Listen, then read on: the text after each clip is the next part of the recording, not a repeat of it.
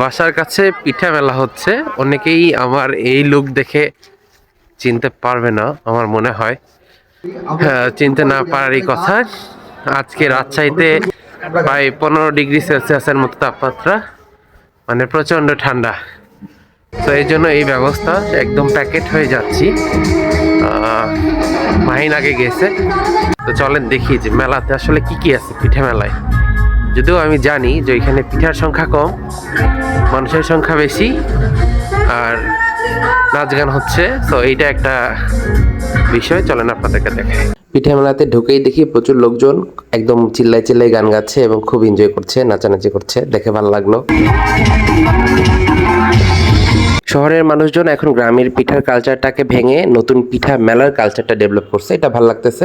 জানি না কি বিক্রি হচ্ছে, এটা দেখে একটু খেতে মন গেল। আমি নামও জানি না, জিজ্ঞেস করার পরে বুঝতে পারলাম না, যেহেতু গান বাজতেছিল।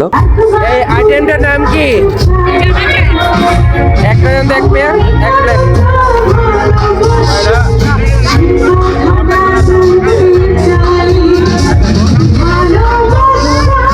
চোখে পড়লো ওয়াশিং মেশিন। এটা হচ্ছে লটারির ড্রতে প্রথম পুরস্কার, তাই আর দেরি না করে দুইটা লটারি কেটে ফেললাম।